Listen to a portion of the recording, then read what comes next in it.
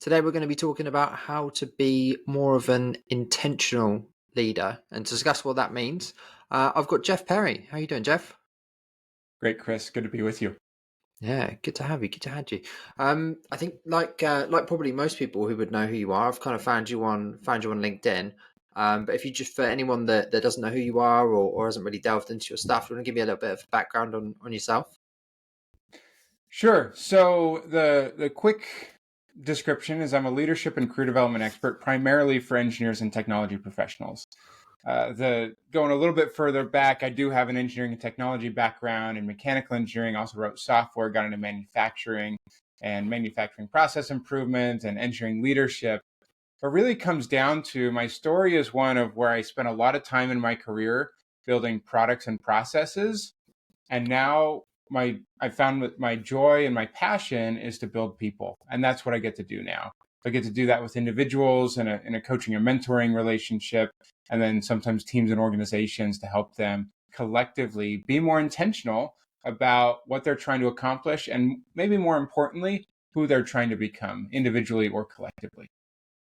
Fantastic. And in prep for this, I read your book, the Intentional Engineer. Like great book. Like would recommend it to kind of anyone. But I guess for you, like what does being an intentional leader or engineer, what does the word intentional kind of like really mean?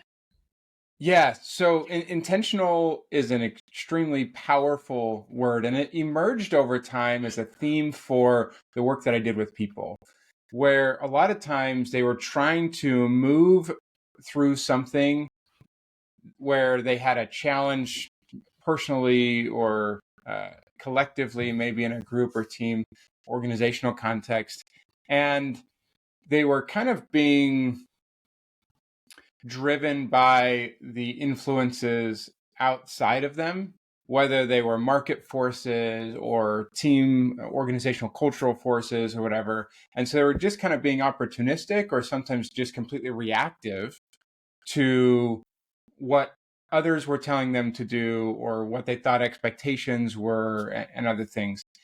And where we've shifted that around is to center yourself a little bit more and make decisions and get clarity around what do I really want and why do I want that? And how can I move towards that? Um, you know, we sometimes think of the word intention in a few different contexts. Maybe if people are like yoga practitioners, the yoga instructor might say, set your intention before practice or before a meditative session or something like that, right? And that's great, in a moment. But and also sometimes we think about intention around like being purpose driven and moving towards something or a focus, like where your attention goes, energy flows kind of a thing. And, where's our attention going? But I find intentionality to be this perfect blend of bringing together the what we do and the why we do it, right? And it's driving our actions but with that purpose behind it, the why. And when we have that together, then our we can accelerate in a much bigger way, again, both individually and collectively. So that matters when we're trying to lead our own career. That matters when we're trying to lead a team, if we're a front level manager or leader. That matters when we're trying to lead an organization or some sort of movement. We need to be intentional about what is this that we're trying to create and what is the purpose behind it. And that allows us to be able to communicate that more clearly to others and see if others then resonate and align with that intention that we have as well.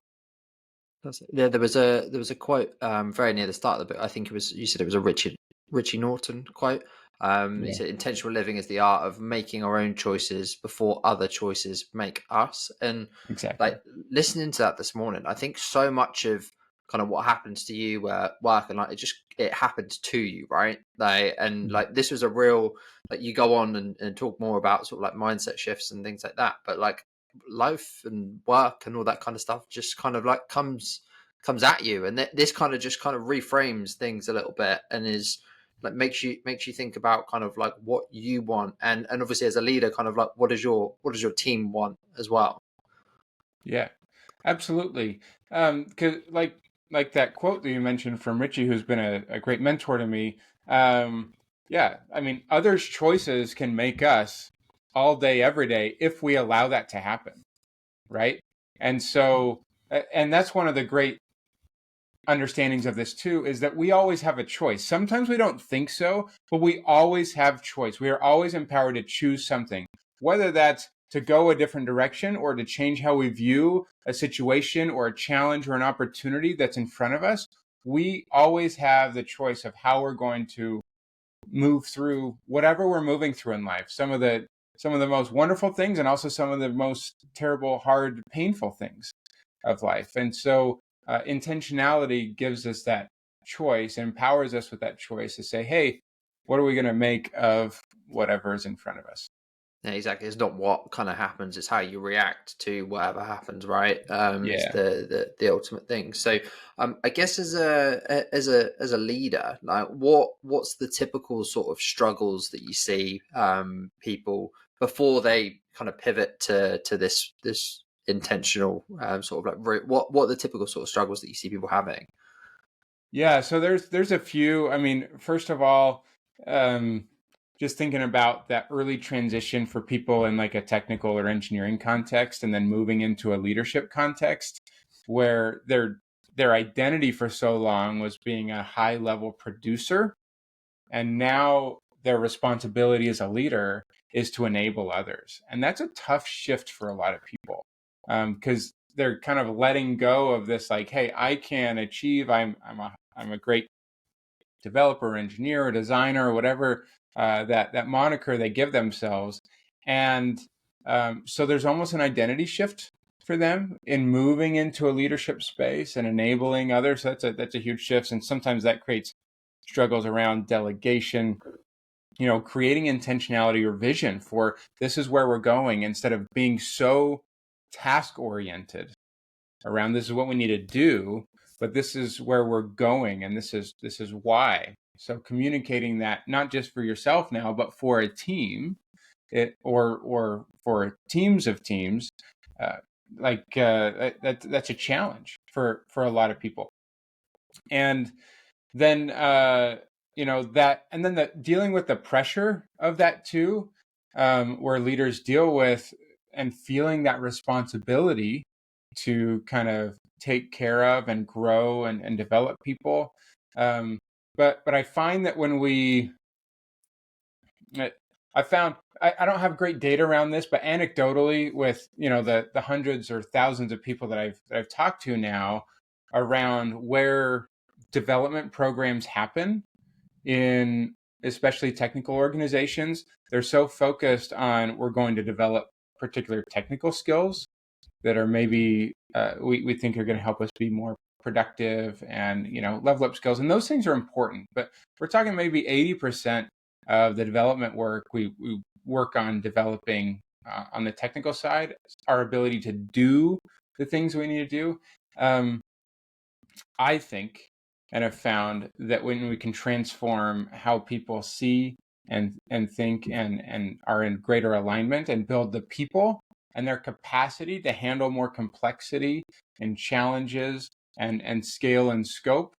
So dealing with some of the mindset things and other things which we can get into, then that actually enables so much more acceleration. And the technical skills will come along with that, and we can add that on too. But we need to be able to build the people and their capacity to look at things differently. So, uh, you know, put it tritely, I think we need to focus more on people and building people, not just building things in our work. And that's really a leader's job, different than maybe a manager, right? And there's a lot of talk around that in different contexts, leadership versus management. But I really love, hey, we need to become great leaders of people, not just managers of things and tasks and projects that need to get accomplished. For sure. And you mentioned mindset there, and obviously you talk about that a lot in Mhm. your book. So, what do you think about when you kind of talk about mindset, and what are the kind of biggest struggles and kind of lessons learned for leaders around mindset? Yeah, so a couple ways to kind of frame mindset. Mindset could be characterized as sort of our our lens that we see the world. If you wear glasses or kind of corrective lenses, like our mindset changes what we see in our reality. So if you have the wrong prescription of glasses, or if you have distorted or a scratched lens, you're not going to see reality. Whereas you have the right prescription, and clear lenses, you're going to see things much more vividly. Another way to think about mindset is kind of like our internal operating system, that we have inputs from our life all over the place, but it gets put into our operating system and processed, and our mindset changes then what we see or believe about that situation, whether what someone says, an outside perspective or influence or something else. We process that according to our operating system. And so if we have a bug in the system, and that can distort, even if it's a good input, we might have bad output in terms of how we react to that, right? And so what becoming more aware of our mindset allows us to do is to reframe and change how we see the world, how we see people, how we see opportunities and challenges, to do that in a more effective light. And a simple phrase that I like to think about is that our mindset drives our behavior, and our behavior drives our results. But all too often, when we're trying to make some change personally, individually, or collectively, we focus so much on what we need to do differently. We start prescribing, okay, here's the list of behaviors I need to do, or we need to do. Maybe we change a process in a team or organization, right? So that we can do that. And that's fine, that's great. But a lot of times when we neglect our mindsets are kind of left back where they were, so that will drive our behaviors right back to where they were, because our mindsets drive our behaviors. So if we don't change our mindsets along with our behaviors, then that change is not going to be sustainable. Okay, and there's a lot of data around this and study around this in like the organizational change space. Like McKinsey's done a lot of work around this, and they did a study a little while back that says organizations moving through change efforts are 4 times more likely to be successful if they address mindset at the outset of that change effort, right? That's huge, 4 times, right? Instead of just prescribing this is what the change is going to be, we address mindsets. And part of that in a team or organizational context is people want to be seen, they want to be acknowledged, they need to be brought along, and we need to get buy-in. There's a lot of different ways we can do that, but we need to change how people see the situation, because a lot of times if you just force a change on them, they're going to want to keep doing things the way they have doing, and they're going to dig in and resist instead of help it go right. And so there's a lot of things to that. But even just as an individual, if I change, hey, how do I change about how I see a career change that I might want to move through, or moving into a different leadership opportunity? Am I only seeing that as what if I fail, and imposter syndrome and all the negative things that could be swirled around that? Or I can change this as an opportunity to be more aware of how I show up for people in my current context and build the skills in what I'm doing, and also see what's next as an opportunity to learn and grow, even if it doesn't work out, right? And so these are just a few different examples of shifting that a little bit, and we can dig into more of the process of that. But I just wanted to kind of paint a broad brush to start. Yeah, for sure. And one of the things I really liked was you talked about asking sort of like better questions as Yeah. part of that, and a lot of that, like what questions are you kind of asking yourself when things happen. And I think you were kind of talking about something goes wrong, and your initial reaction might be, whose fault is it? Like Yeah. that's like, whose fault? Like, where's the blame? Like all of that, versus Mhm. just being able to change that to what just happened. Like Mhm. what actually happened, and like how can we stop that happening again? Like just that tiny change, like I think can make a huge difference. And I spoke about that in my previous podcast with a guy called James Bedford, and it was also touched on the psychological safety Yeah. aspect in your book, which was the whole topic of his podcast, and Mhm. it was all focused around that, and it was just trying to reframe that. It seems like a really small thing, but if that's the way that you've reacted your whole life to when something goes wrong, like that's quite actually a big change, because you're changing almost who you are, right, and how you think about things, and Mhm. that might be the same at home. Like, kid breaks something, you hear something smash in the next room, and just like, who did that, what happened, like, blah blah blah. And it's just kind of like you said, what can you control about what happens moving forwards? So break down something like that for me, to change just your mindset from that to that. Like, how do you actually shift your mindset, either for yourself personally or for, say, a member of your team that struggles with this kind of stuff? Like, how do you go through that process of changing your mindset?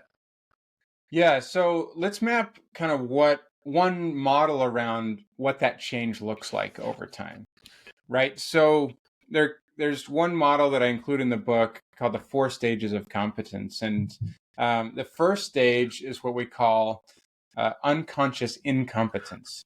This is when there's opportunities for us to improve, but we're unaware. So we have a negative mindset, but we don't even know. Okay. But that next stage is we have some moment, something that sparks awareness for us. And that's a painful situation for us to realize what that looks like. And I'll maybe share one of my own realizations of that in a minute. And we call this conscious incompetence. So now we know that there's something that we need to improve and we're aware of it. Okay. But this is a moment of opportunity. We can either drive down the the guilt or the shame of, hey, I suck at this, right? Or we can take more of a growth mindset approach and say, hey, I'm not good at this, and add the word on yet, right? So, and this provides, hey, okay, there's a path here.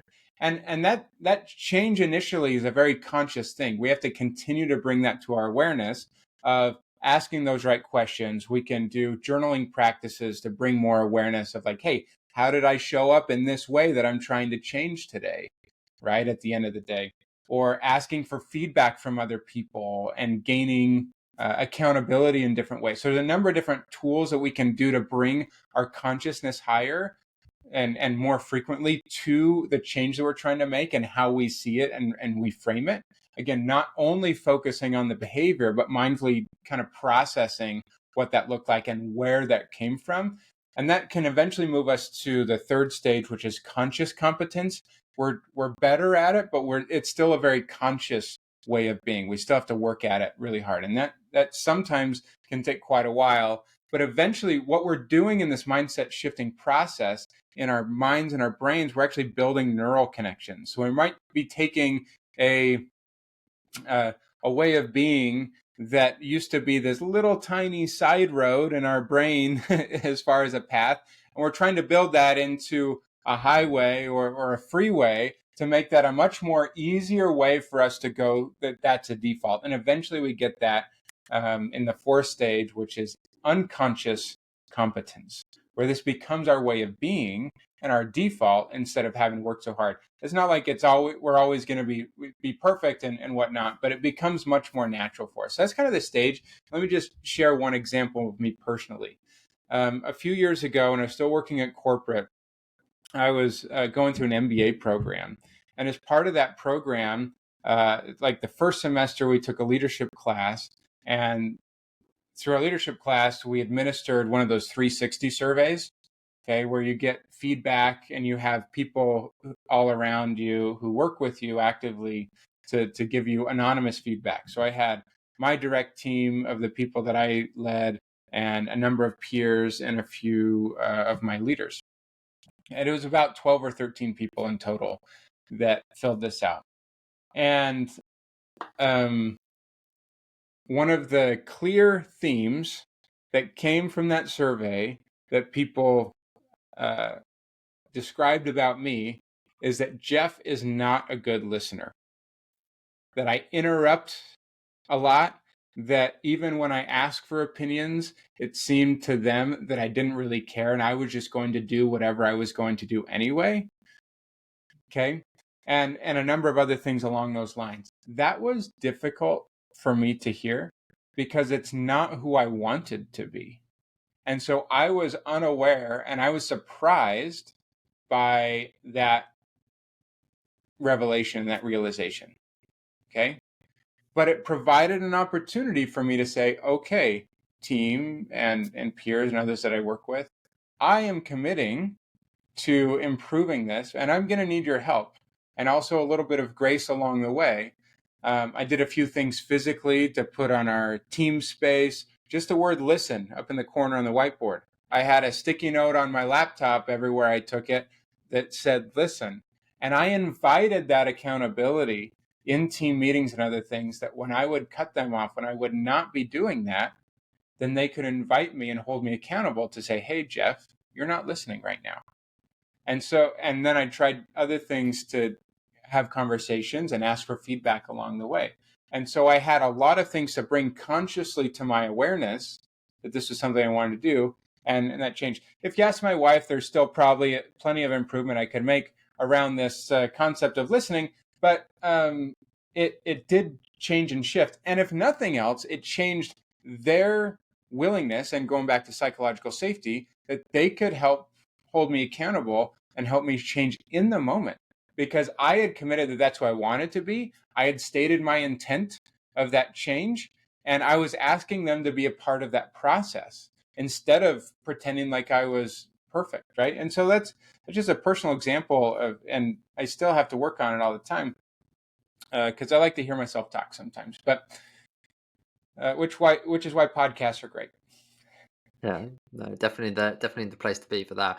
I completely agree with you, and I think you talk in your book around like the percentage chances of you actually being able to change something, and it sounds like you tied in the majority of things from your book there, in terms of like, if you just want to change something, it was X%, but if you involve other people and you set deadlines and all of that kind of stuff, it just makes it so much more likely to be able to actually do that. And I've had, it probably, funny you say your wife, probably my wife has told me many a thing after we first met that I did that that frustrated her, but like I was happy when she told me, because I had no idea. Stuff like, I would check my work emails while we were out for dinner and stuff like that, and I'd be like, oh, what do you think I should reply to this email? And then just all of a sudden she'd be like, well, why are you even checking them? We're at dinner. And like, to start with, I was like, well, that's quite hard to hear. Like, I had no idea that I even did that at all. But like, immediately, like you said, it's very uncomfortable when that thing comes to the surface.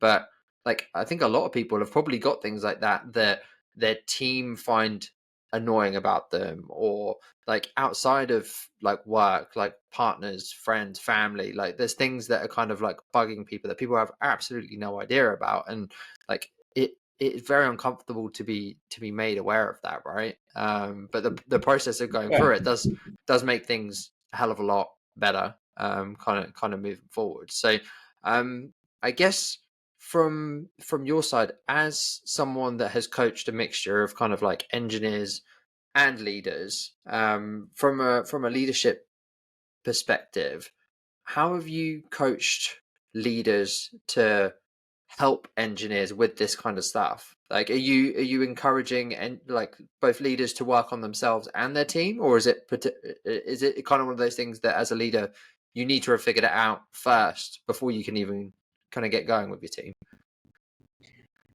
I think it's a yes and. So yes, the leaders need to be working on themselves because they need to be becoming their best intentional selves along the way, and maybe not even becoming their best selves. It's maybe more uncovering more of who they really are. Right? Is maybe another characterization of this process for them and their team. And what we're trying to do is build alignment along the way. Right? So for an individual trying to get in a great career situation, they want their career to be aligned with their life goals and the things that they care about, their intentions, right? And a leader wants to cultivate that and create alignment in helping the individuals work collectively in alignment with the team or the organizational goals, right? And so I mean, yeah, so there's a lot to this, in terms of how do we create that alignment to get people in the right situations to maybe get into working more in their genius zones, which is a whole other topic that we could get into. And then, but the leader needs to show up and create that space to be vulnerable and say, hey, these are my intentions, things that I'm working on, and create that safety for everyone to be working and improving towards becoming more intentional and being who they want to, so that we can collectively work on um, becoming more impactful and effective. And this, to get to an organizational context, like, a leader who really feels like they can connect and um, and and for an employee who feels seen and understood and cared for by their leaders, that has a huge boost in things like employee engagement, which isn't at an all-time high. The Gallup organization does big surveys on this every year, and it hovers in the US around 30% or so in terms of percent of people who are engaged at work, which means that 70% of people about are disengaged. And I would characterize or define engagement as, do people care? Do they care about what they're doing at work and who they're doing it with? Right? And those are two things that as a leader we want to create alignment on. Is, are people doing the right things and engaged, their tasks, their responsibilities, are those aligned with what they want to be doing? And do they care about the people? Are we connected as a team, or are we just independent people just showing up to work, hey, see you later, and we don't really have that connection and that feeling of responsibility and positive pressure and accountability to each other because we have that mutual care and respect for each other? And it's not like we need to create this like family culture or something, but maybe more characterized in terms of like a sports team, right? Like we show up and we play for each other, and we have to work together to perform well collectively, but we still go home and we have lives outside of this. And that's fine. That's great.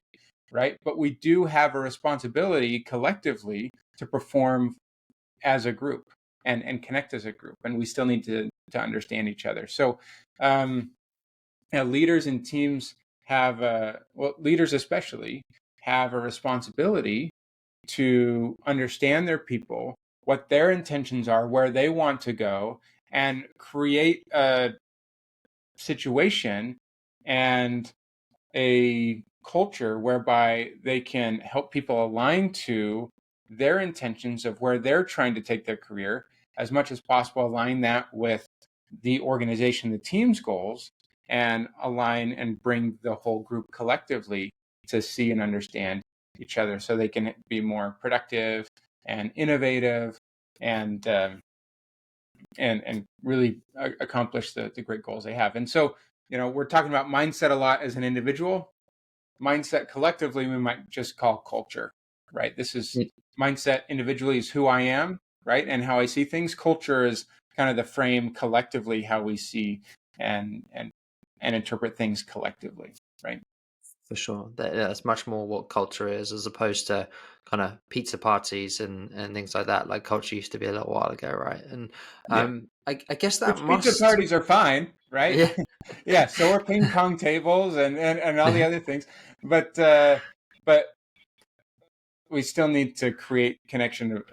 You know, are we just having pizza for the sake of having pizza, or are you cultivating an opportunity during that time intentionally for people to really have conversations that matter during that time? for sure. Do they want to And really talk? yeah, and what happens if people's career goals and things don't align with the organization? Because that like doing this process must uncover sometimes where people really sit down and think, and they go, you know what, like I want to do this, and you've got to say as a manager, like I don't know whether that's, I don't know whether that's here. Like, are you risking like uncovering situations like that, like by doing this? Yeah, and why wouldn't you want to? Right? Why wouldn't you want to? If you're the individual, why wouldn't you want to have realizations like that? And wouldn't you want leaders who support you through that and say, yeah, if this isn't it, like we'll help you move through that, right? Because we want you to be your best and be in a situation you can thrive. And if it's not here, then how can we help you get where you want to do? Whether that's not here in this particular team, maybe if it's an organization that's large enough, maybe we can create a Yeah. different role or point you to a different team or something. That's fine. And if it's not in the organization, you wouldn't want that person on your team anyway, for that much longer, right? But also, if you treat them like that, then whatever time they have left in the organization, instead of hiding and quiet quitting because they feel aligned and they don't feel like they can talk to you about that, they're still going to perform because they feel loyal and responsible to still do well because you're treating them well in helping them through that transition and helping them discover that, and maybe even connecting them with people that in the industry that might be in a space that's more aligned, right? So we want to cultivate alignment in this, and yes, you're going to uncover times when that's not the case, and so people can choose, do they want to be aligned?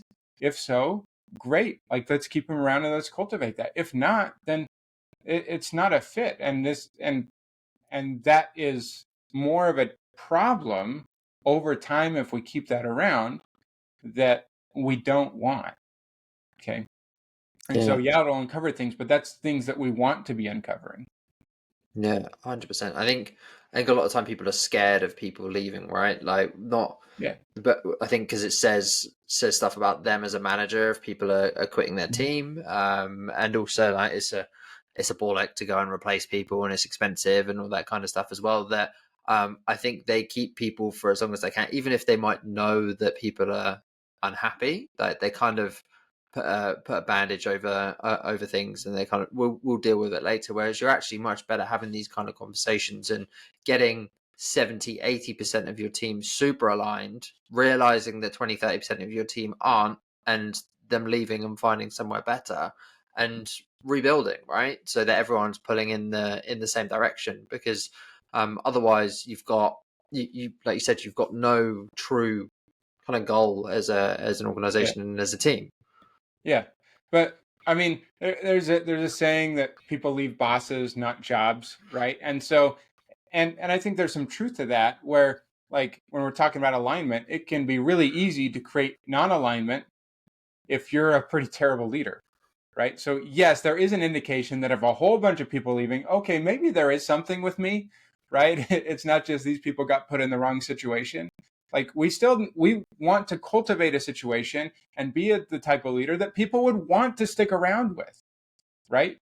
But then if you create that safety where for whatever reason the what they're doing is not aligned, or even the who for whatever reason, then they'll be honest and tell you about that, right? And that's great. We should celebrate that stuff, and help them through that. So we don't need to be afraid of it. We actually want to bring that up, more so than not, because otherwise we stay more in that unconscious incompetence. We don't know what's really going on because we don't really know our people and what we're cultivating there.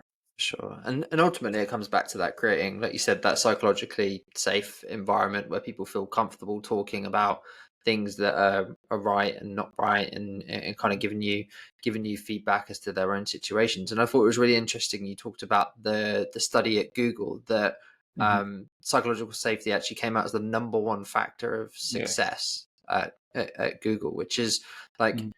I feel like sometimes it can feel a little airy fairy, making sure that everyone feels okay and all of that. And I think some people are just like they just need to get their work done, and Mhm. can feel like this is an added like extra and all that kind of stuff. But it's actually making people perform better than anything else. Like them just having this relationship with their boss and their organization and feeling like um they're acknowledged, like what they want is kind of heard, and feeling safe to give feedback to people. Like that's the number one factor of success at Google, let alone anywhere Totally. else.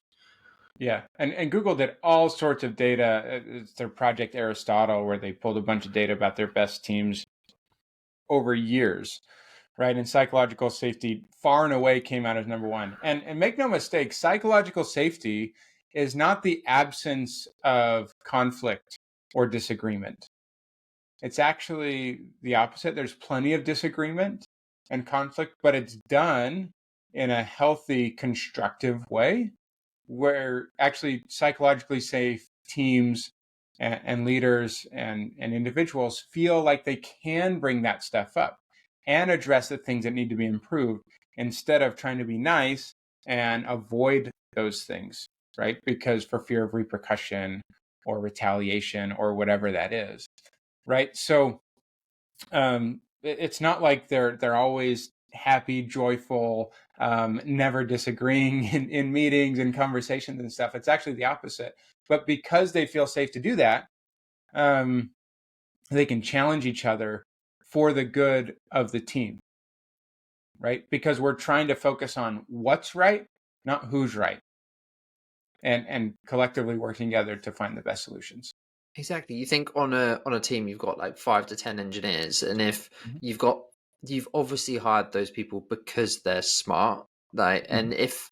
if they don't feel comfortable bringing up like ideas on how to improve things, like what's the point in like having people? Yeah. Like if they need to be able to all share their ideas, and they've all got a slightly different view of the world and the problem and all that kind of stuff, and they can all share different ways of doing things, and if they're able to do that, and you create this environment where they can be collaborative and give constructive feedback and all that kind of stuff, like it's literally just gonna continually improve, right? Hmm. Yeah. Absolutely. Absolutely. And it builds trust, builds understanding, and trust. Like anything, I mean, a leader needs to lead out, and so we're trying to build trust. We're trying to build psychological safety. The leader has a responsibility to do that first. Okay, so if leaders trying to build trust, we're not trying to say, "Hey, you need to trust me that I know what I'm talking about." A leader needs to extend trust to other people, and one of the ways that that shows up is things like delegation, right? And trusting people to do their work, which is a hard thing for a lot of technical leaders to do. Just one example was a small business leader that I still work with from time to time and runs an engineering organization. And he had already had multiple periods in his career that he'd kind of burned out because he is an extremely hard worker. He cares about delivering high quality stuff and always delivering for his clients. And so when he was building his teams and bringing people along, and it was really hard for him to fully delegate responsibilities to other people. It was really hard. So we found that it would, he just believed that it was easier for him to do it. And what we uncovered, and this going back to some of those mindset stuff, because our mindset's driven by our beliefs around things and our assumptions. So he had these beliefs that didn't really align with great delegation. He thought that if I don't do it, then it will be done incorrectly or with low quality. And that clashed with his commitment to high quality, right? Which is a good commitment, right? But he had these assumptions, these beliefs that if I don't do it, then it's going to be done wrong. And so when you believe that, that is not going to help you really delegate and extend trust to other people to take care of things, right? And even when he did, when he assumed that they would do things wrong, he was either micromanaging or just sort of throwing things over the wall without much support and setting them up for success to confirm his belief, right? And so when he was able to, when we did some coaching work to uncover that this was what was really going on underneath there, that he then started delegating in a way of extending trust and setting them up for success, and then mindfully reflecting, okay, how is this actually happening? What's actually the result of this? Did things go terribly wrong? No, in most cases. And if there was a slight adjustment, then he was able to verify and help them continue to grow their capabilities, um, and take things off of his plate to just even just a couple months later, he told me about, hey, I connected with this client and gave this employee the responsibility and just set them up and let them do it. I never would have been able to do that months ago in terms of trusting other people. And now this employee feels empowered and I feel empowered to let go and focus on the things I really need to focus on. And I have more space, and he was grown, he has a young family, and his wife was about to have a baby. And he's like, I feel like I can actually be present as we have another baby in the family and enjoy that really important time of life, because their first kid, he was working still all the time through that experience. Um, Yeah. so he was able to move through this. So that trust, it's built, but the leader needs to lead out on that. But we need to uncover what's really going on underneath those mindsets and those beliefs that are driving that, so that we can challenge those beliefs. A lot of things that we do that aren't helpful are driven by beliefs that just aren't true.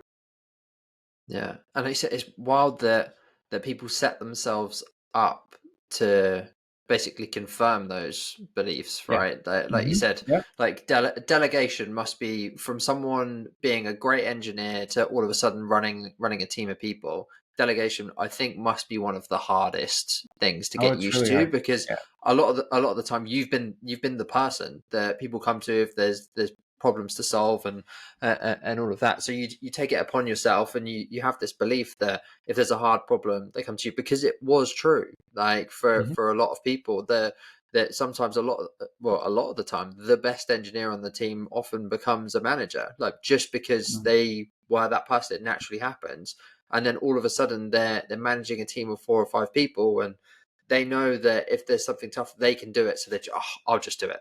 Like I'll just do Mm-hmm. it, and like you said, Yeah. they'll delegate things, and because they don't believe they should be delegating things, they'll just be like, oh well, you go fix it, no context, no nothing, and they'll be like, oh you haven't fixed it, cool, I didn't think you'd be Mm-hmm. able to, I'll take it back, and obviously I'm the only person that can do this stuff. Yeah. And a twist on that, I had another client who, she was a director of analytics at a growing startup, and now she's a VP. But at the time, I mean, she was, when we were coaching together, she was literally taking a break from work. She had to take a medical break because she physically burned out, and it was like detrimental to her health. So she took a Wow. break for a few months because she went so crazy. But part of that was maybe a twist on it.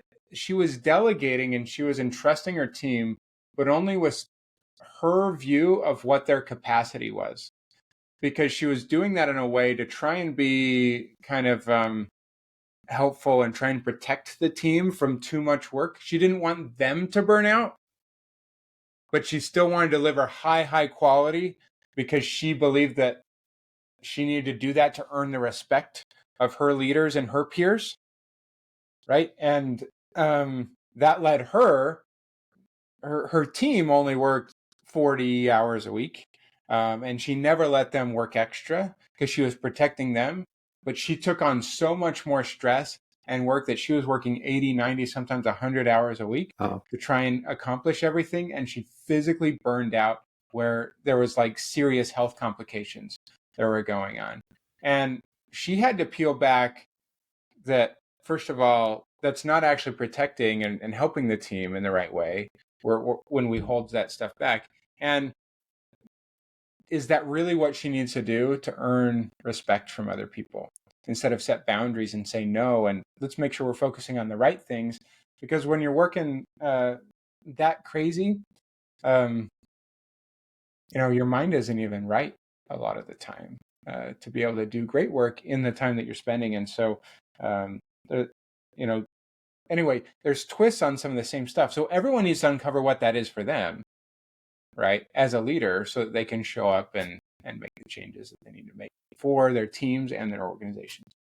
yeah, but I liked what you talked about in the book of like disproving those beliefs by Yeah. using like small experiments of Mhm. like, oh, so you don't believe that if you delegate, you believe it, if you delegate something it's going to go wrong. Delegate something small and actually track, like delegate it properly, don't set them Mhm. up to fail, and track, does it go wrong, and Right. just prove to yourself that it doesn't. Like if you can uncover that belief, which must be a whole separate thing to start with. But I'm sure there's lots of leaders out there Mhm. that know that they're not good at delegation. So just start small, right? Rather than just being Yeah. like, right, today, like all of a sudden we're going to delegate like everything big to the team and like collapse the entire company.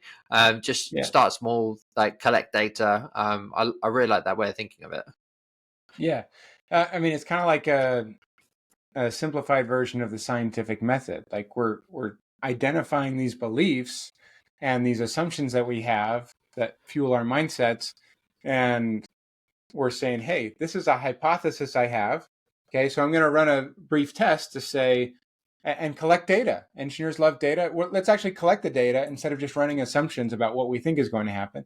Let's collect data and run a test that's an effective test that we can collect what actually happens, but also how do we want to be mindful because we're trying to change our mindsets. We want to be mindful about how we're feeling and reacting through the whole situation.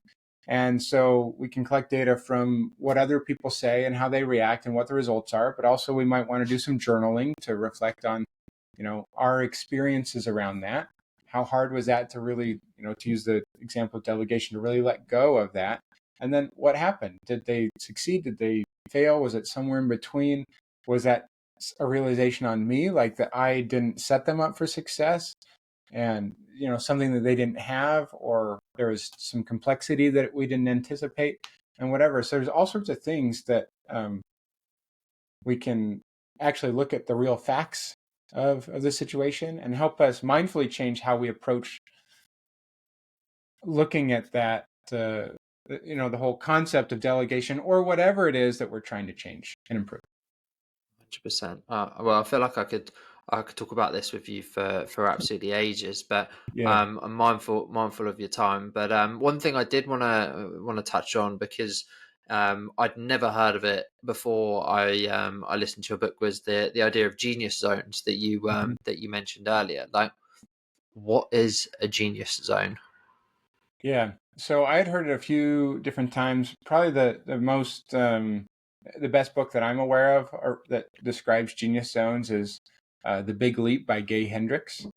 But I had a whole chapter on it because a genius zone is interesting. And in Gay Hendricks' book, The Big Leap, describes four different zones just to kind of get us two genius zones. One is the zone of incompetence, something that we're not very good at. The second is a zone of competence, something that we can do fine, but about as well as most people, right? The zone three is a zone of excellence, things that we are pretty darn good at. Um, and zone four is a zone of genius, right? And it's something that we are uniquely different in our approach, whether that's through the amount of experience or skills we built in an area, or sometimes it's a combination. So, in order to, well, there's two reasons why we want to um, be in genius zone. First of all, because when we're in our genius zones, we're doing our best work, so we're having our highest impact. But also, genius zones are inherently satisfying to be in. Okay, it's fun. There's even joy in operating in your genius zone, um, and so in terms of uncovering those and saying, what are my genius zones? A couple different ways to do it. So one is to look at it through the lens of the mind or the research around the concept of flow, which was popularized by the researcher Mihaly Csikszentmihalyi. Um, wrote the book on flow. But flow is like, hey, when you're in the zone, you almost lose track of time. Like you're just having so much fun. And one of the models is like this kind of an XY diagram of like the level of challenge and our level of ability or skills to meet it. And we want that to be balanced because if the challenge is too high and our skills are too low, that's going to be a lot of fear and anxiety around that. But if our skills are too high and the challenge is too low, we're going to get bored, right? And so it's finding that right balance of the challenge that we're trying to work on and the skills and the abilities that we have to meet that. And you can think of a lot of I'm a sports fan, and so This gets talked about a lot in a sports context where basketball or football player or something like that will talk about how the game slows down for them because they get in this zone. They so much of this has become unconscious. Their skill level has gotten so high that they can see and understand and react to things so much easier. And they're just kind of in this, this in the zone state. And so it's just looking at those situations, those conditions, and those tasks and activities that we get involved with where we feel that sensation, where we feel like we're in the zone, where we feel like we're in flow, where time, we don't even recognize time passing because we're so present and engulfed in the moment. And that can be something related to work, but also we want to look at other life contexts too. Like I have clients I work with are like, hey, when I'm on a motorcycle, I am so present when I'm riding technical roads that I just love it. And it fills you up personally. And sometimes you want to identify genius zones outside of work too, because it's just good for your soul, you might say, right? So the concept of flow is one way to look at it. Another way is to look at these combinations of maybe zones of excellence and that combine in unique ways. And so we can look at like our inherent traits that we were born with, things that we were inherently naturally good at. That's good to recognize. Our learned skills we've built over time, and also experiences that shaped us, right? And maybe from our growing up years or our where we've lived and the cultures that we've been a part of, and faith traditions can have a huge impact on this, and whatever else that is, right? And say, hey, how do these things influence me? And when we combine these things, do they give me a unique lens and a way of doing that, and the work that we might do? And so one of my simple ones is to look at, hey, I have a lot of background in engineering and technology. I got into training and coaching, developing people, did a lot of training in emotional intelligence. I've had a lot of experience over my life and as being a teacher and other things. And this combination allows me to be uniquely qualified and really enjoy being someone who works with people in engineering and technology on personal development, leadership development, and some of the stuff that I do. And so that's a combination of things that makes my approach to this quite unique.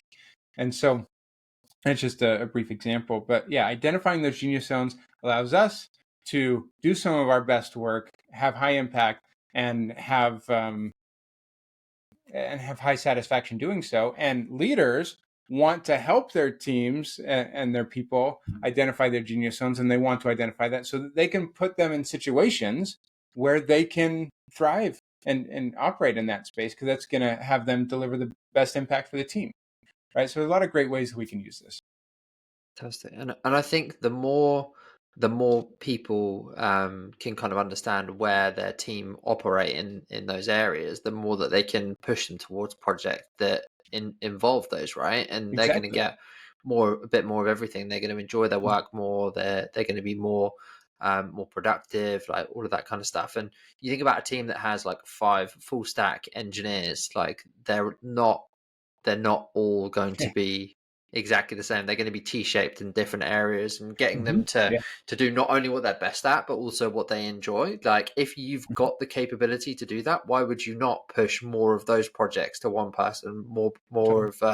of more different projects to other people? I think Mm-hmm. one of the quotes you said right at the start of the book was that every person is born individual but dies a copy, which was I think is a brilliant quote. And like I think a lot of organizations do cookie cutter people into you're a full stack engineer, you're a full stack engineer, and everyone gets the same projects. Whereas people all have, like you said, completely unique experiences where one might be unbelievable at like presenting like things to people, and one might absolutely hate that, but be Mm-hmm. really really strong in a completely different area. And if you're giving both of those people presentations to do, like what's the point? Give both Yeah. presentations to the person that is great at presenting, and give more other stuff to the other person. But I think again, most of this comes down to knowing your team, creating an environment where people actually feel comfortable to be like, I don't enjoy doing that. I enjoy doing this, which is, if you've not created that psychologically safe environment, that's an uncomfortable conversation to have with your boss, Mhm. that they've just handed you a piece of work and you go, I don't actually like doing that thing Mhm. that you've just asked me to do. It's a hard place to start, right? So Right. for anyone that's more interested, I highly recommend reading Jeff's book. Like it's brilliant. I read it this morning. I actually listened to it. It's narrated by him. And you've got another one coming out, right? Yeah, so it's already out. So we're talking about The Intentional Engineer, which is where we spent most of our time, which is great for individuals and leaders. And then I'm starting a new series on intentional career developments. This is the first in the series, The Intentional Career Guide to Professional Networking, and really about building meaningful relationships, which is really what networking is all about. Not collecting more connections on LinkedIn or getting more business cards. It's like, hey, how do we really connect with people inside and outside of our organizations, finding mentors and a lot of other things like that. So, yeah, really, really practical and short. And that's available on Amazon, and will be available on Audible as well shortly as well. Uh, Amazing. Well, I'll share the links to those. And you've mentioned a couple of other people that you've been influenced by throughout this. Like, where else do you go as a kind of leader for recommendations in terms of like Mhm. books or mentors and things like that?